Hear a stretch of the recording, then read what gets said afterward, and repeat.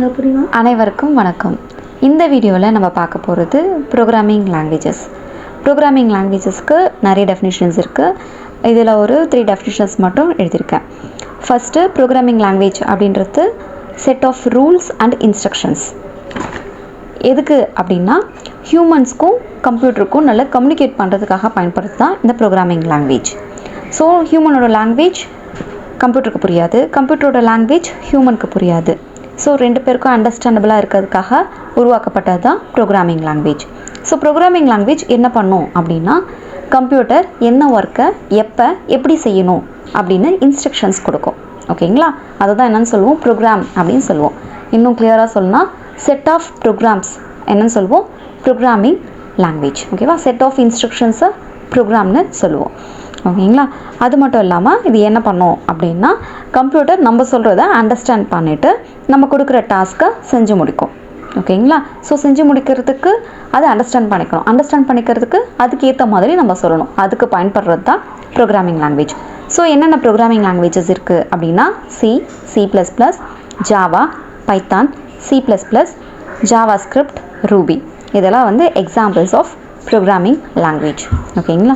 சரி, okay. Programming language புரிஞ்சுக்கிறதுக்கு core concepts இருக்குது. ஓகேங்களா? பேசிக் அதுதான். இப்போ அதுதான் நெக்ஸ்ட்டு பார்க்க போகிறோம். என்னென்ன கோர் கான்செப்ட்ஸ் இருக்குது அப்படின்னா variables, data types, operators, control structures, functions. இதெல்லாமே கோர் கான்செப்ட்ஸ். இப்போ ஒரு ப்ரோக்ராமிங் லாங்குவேஜை நம்ம தெரிஞ்சுக்கணும் அப்படின்னா இந்த கான்செப்ட் பற்றிலாம் தெரியணும். இந்த வீடியோவில் நம்ம இப்போ ஓவராலாக பார்க்கலாம். ஓகேங்களா? நெக்ஸ்ட் வீடியோஸில் ஒவ்வொரு டாப்பிக்கும் செப்பரேட்டாக பார்க்கலாம். First variables. ஸோ வேரியபிள்ஸ்னால் என்ன அப்படின்னா இது ஒரு கண்டெய்னர். எதுக்கு? To hold a information.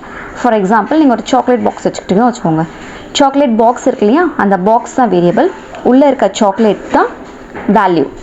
So variable ஒரு வேல்யூவை கண்டெயின் பண்ணியிருக்கு. ஓகேங்களா? எதுக்காகனா it is used to store and manage data. Next data types.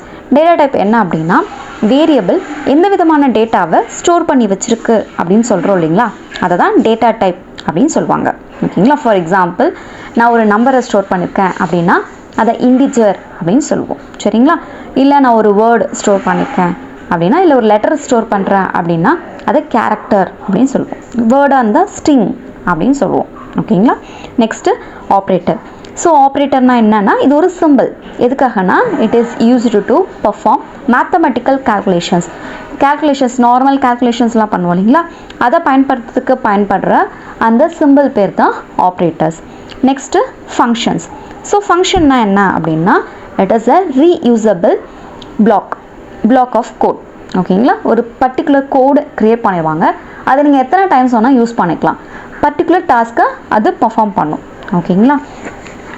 Next control structures.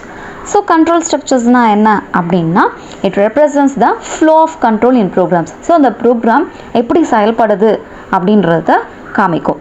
அது மட்டும் இல்லாமல் இது எக்ஸிக்யூஷன் ஆர்டரை தரும். அதாவது ஃபஸ்ட்டு இது எக்ஸிக்யூட் ஆகணும், எக்ஸிக்யூட்னா இது பர்ஃபார்ம் ஆகி இது ரிசல்ட் நம்மளுக்கு கிடைக்கணும் ஃபஸ்ட்டு அப்படின்னு சொல்லுவோம் இல்லைங்களா, அதை டெட்டர்மைன் பண்ணுறதுக்கும் decision making. Main point decision making.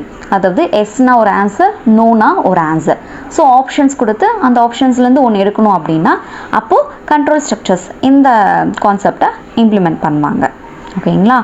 இந்த வீடியோ புரிஞ்சிருக்கும்னு நினைக்கிறேன். எதனா டவுட்ஸ்னால் கமெண்ட் செக்ஷனில் சொல்லுங்கள், நான் அதுக்கு ஆன்சர் பண்ணுறேன். தேங்க்யூ.